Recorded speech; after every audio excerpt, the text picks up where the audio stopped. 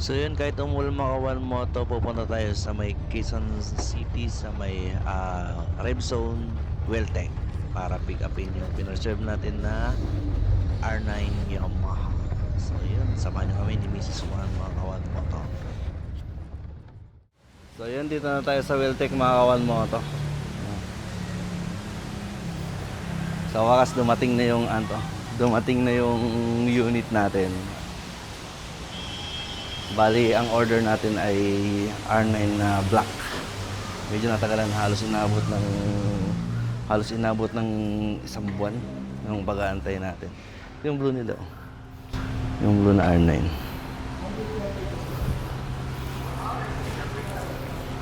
Yung blue na R9, oh.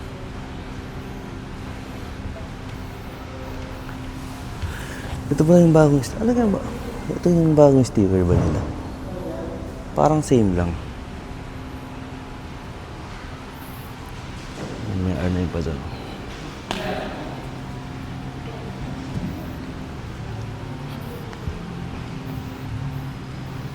Ayan, R9 na blue. Pero magkaiba sila ng sticker. Yung isang sticker,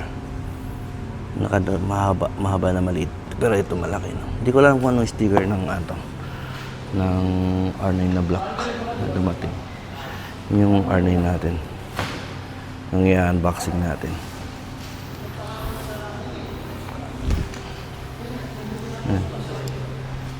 Mami. Yeah.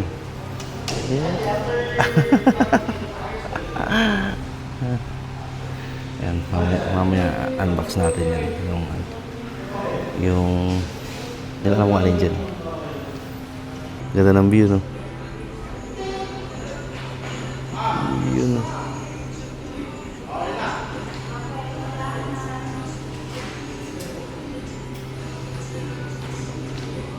Yun, no?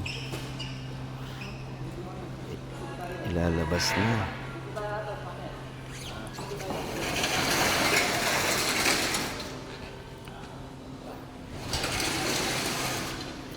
Shopee po.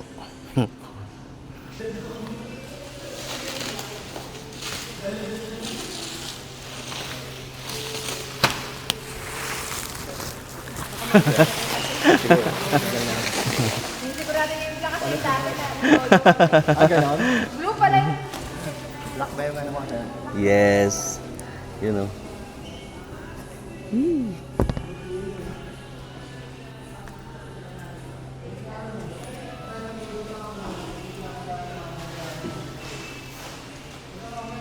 Unboxing na.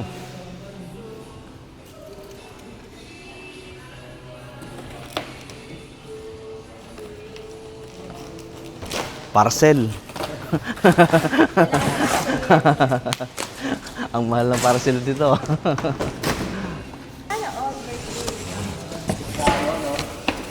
Yun, no? Oh, Mami. Silver ata. Po? Ito yung parang silver. Pure black na glossy din. Parang combination of matte. Okay rin, mas maganda rin. Kasi hindi na masyadong, hindi na masyadong kita. Ang ganda. Yun, no? Unbox na.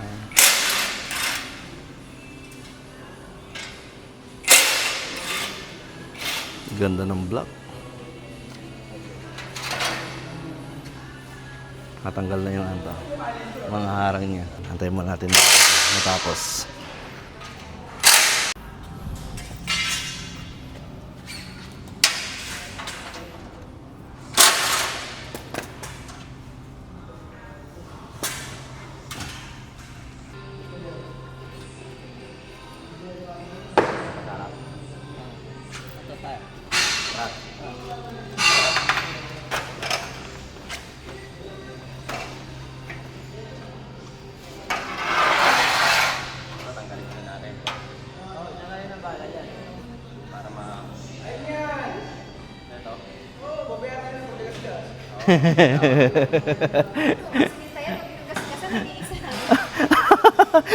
Isang buwan ako nag-antay.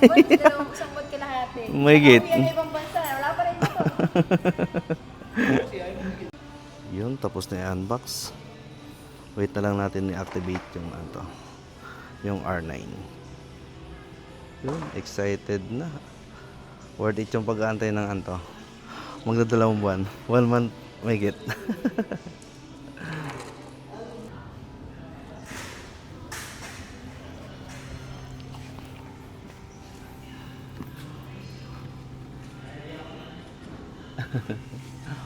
Mami. Sama ka? Richard. Hindi. Yun, dito tayo sa loob. Antay lang natin na i-activate na nila yung R9. Siguro mga 15 minutes or 20 minutes. Ikakabit na nila yung battery. Yan, tinanggal na yung Yun. Yun, nalagay na yung battery. Iigpitan na lang. Lalagyan na ng gas. Premium. Yun, pula.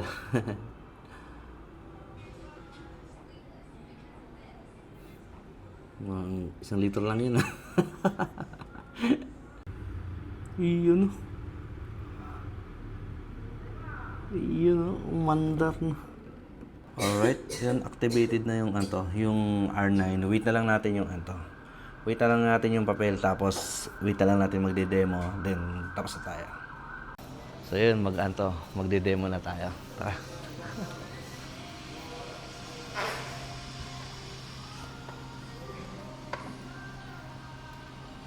Tatanggalin natin ito. Sige po. Sir, dito tayo. Demo ko lang sir. Okay Saka po. sa kabila. Sige. Yan, demo muna tayo. Ito yung red key sir. Ito yung main key. So may chip sa loob. Ito yung may chip sa loob sir. So sa tatlo, ito yung pinakaingatan mo. Yung dalawang black, ito yung pwede mong gamitin. Ito, pang tabi lang. Okay Pero po. kung gusto mo siyang gamitin, ingatan mo. Okay. Kasi once mawala to, lahat palit. Kasi may chip sa loob. Okay po. Yung system niya. Okay po. So, yun ang pangalan.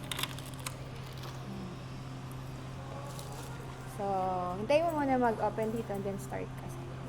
Go. Okay na ba? Yes, sir. Yan. So, Yun. start mo na. Ito, left signal light. Nakita mo doon, yung abis sa likod. Pusahin na mamatay. Ito yung right. Left. And then, hazard. Point. Tapos to, fast light. Up right. Up mo lang kasi. And then down. Okay po. Up, down, Down. fast light. Okay po. Then switch tayo sa para magkaroon na tayo. So, eto, nakikita mo yung ABS mo, nakailaw siya. Opo. Kasi hindi ka pa umaandar. So, later, pag andar mo po, pusa itong mamamatay. Okay. So, ibig sabihin gumagana yung ABS. Sa mode niya, sir, nakalagay yung sports. Eto, ipipindutin mo. Then, custom 2, custom 1, rain, and street. So, syempre, since nakita mo naman, kaka-unbox lang, hindi siya advisable sa sports. So, At nasa break-in period ka. ano nilagay natin? Since umuulan, rain tayo. Rain muna tayo. Pero pag hindi po umuulan, sir, street ka. So, bawat alis mo, sir, although nade-default naman siya, paki-double check yung mode. Kasi si R9 is powerful. So, pag napansin mo na na-sports siya, bigla kang alis. So, may pitik yan. So, baka magulat ka. Pero since marunong ka nga mag-break Opo, boys, opo. ingat lang din. Kasi Opo. break-in period ka. Hindi pala medyo, madalas yung gulong. Kasi Opo. po kakatagal Opo. na May wax pa. kakarating lang nito, sir. So, ang takbo mo, sir, takbong pogi muna hanggang 5,000 RPM muna. Okay po. After 1 month or na-PM na siya, pwede na. Kasi mapapalitan na, mag-check na namin. PMS natin ito, ma'am, is 1 month or 1,000. Okay. Once mauna, then 5,000 or 6 months. Then 1 year or 10,000. Pero don't worry, kasi yung admin ko, i-message ka nila to inform me na mag-PMS ka na. And if ever yung schedule na hindi ka available, just let me know para ma-adjust natin. Kasi Okay. may free labor kayo. Sayang. Okay po. So, lagi mo i-check. So, ngayon, rain, kasi umulan. Opo. Sir, kahit gano'n ka nakagaling, basta malakas sa ulan, rain ka. Opo, sige For po. your safety. Opo, naman ma'am. po. And then, ilagay natin dito, sir, odo, coolant, and gas. So, it's up to you kung gusto mong palitan. So, paano siya palitan? Eto yan. Yan. Yan. Dito lang. Balik ka dito, balik ka doon, baba, taas. So, it's up to you, sir, kung anong gusto mo ilagay. So, kami kasi, in standard lang namin na odo, para nakita mo kung odo ka na. zero, syempre. Then yung coolant, and then syempre yung gas. Oh, mas So, sobrang mas. tagal nating mag-release na wala yung gas eh. Wala pa akong free gas. Opo, Wala opo. pa akong free gas. Tapos yung ato niya, naka-on na. Eto sir, yung sa, kunyari magtatrack ka, pupunta ka ng settings. Paano pupunta ng settings? Sorry, ako ba napunta? Eto sir. Yan, punta ka ng settings. Teams, pupunta ka ng teams yan. Application, settings, yung teams ko. Compass Yan. yan. Yan yung teams, pindutin mo sa gitna, and then makikita mo agad yung track. So, pag nagtatrack ka sir, may sarili kang mode, which is eto yun. So, ang pinakamalakas na mode syempre is track 1. So, pag nakita mo yung track 1 sir, pag napansin mo yan, pag pinalitan ko yan sir, di ba kusa rin na mama, kusa rin na So, nagde-default siya. So, ngayon, nasa sa'yo na sir, kung gagamitin mo yung track 4, eh ayaw mo ng power niya masyadong mababa. Ganun lang din sir, palitan mo lang. So, yun. Pag naman nag-track day ka sa Pampanga, doon naman ako. Opo, Tulungan kita mag-set up. sige po. So, ayan. It's up to you, sir. Kumbaga, pwede kang gumawa ng sarili mong mode. Opo. Pwede rin naman sundin mo yung mode ng Yamaha. So, it's Opo. up to you sa track. Pero kailangan ma-set mo siya sa settings. Opo. Sa teams lang naman po. Yes. So, ayan. Pag naman ito mo, track 1. Madali naman. Track 2, track. Pag wala kang ginagawa, sir, kalikuhan. Opo. Makakabisado rin yan. Apo. Actually, ito ka lang. Opo. Tapos ito na yung on this mode. Ito lang lahat ng ano mo. Tapos sa cruise control sir, kapag 3,000 RPM na yung takbo mo, pwede mo tong i-on na. Pindutin mo to sir, lalabas siya. And then set. Set sa baba, and then dagdag bawas. Basta 3,000 RPM. RPM na. Tapos, pipindutin ko to. Lalabas to. Ayun, I'm sorry. Ayan, lumabas na. Ayan, lumabas siya dito. Ano to sir, advisable sa expressway. Yun na, Pero para- pag pumiga ka na, tanggal yan, automatic. Pwede nyo siya na, just sir, yung inyong hangin ng gulong is standard po tayo. 36, both. Parehas? Okay po. Then, gas niya po is 95 octane. Premium. If ever po sa nakapunta ka sa isang lugar na walang ganon, pwede kang maglagay ng hindi, pero pagbalik-balik agad. Makauwi ka lang. Opo. So, nangyari na kasi sa isang client kaya nag-advise na kami na pwede po, basta pagbalik ng Manila, palit na. Kumbaga parang, Huwag lang lagi, Yun. Tapos, Hindi advisable. Kuha natin para mapili na rin kung may papaayos na ba kayo sa side mirror. Again, sir, yung susi na red, itatago. Opo, ma'am. Ang warranty natin, sir, is 1 year. Kasama dito yung pipe at saka wiring. Example, magpapadagdag ka ng ilaw or magpabago ka ng horn. Mas okay dito na lang. Sige po, For ma'am. warranty, hindi ma-avoid. Saka yung may wiring kasi may ibang kasa na nagka-cut. Hindi naman nila lahat, pero mas okay kung dito.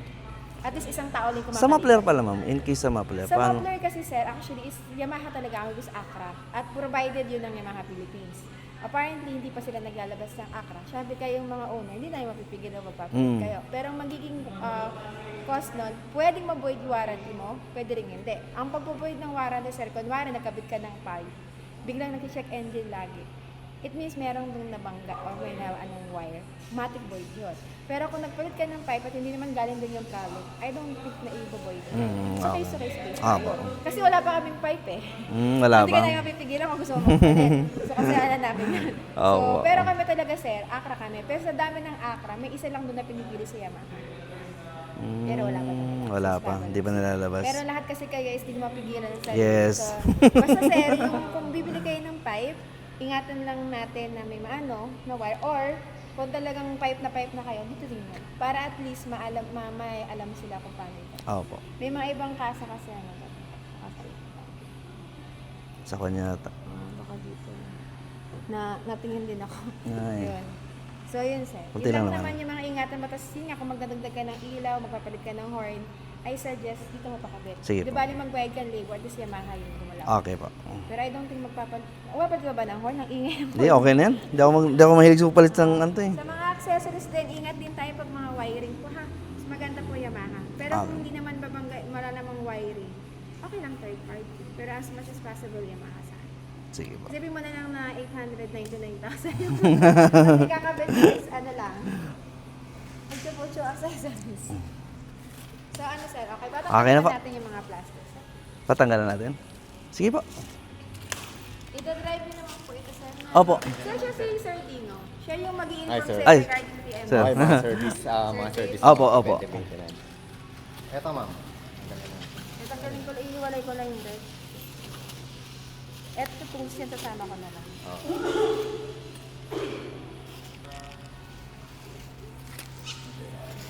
Okay lang?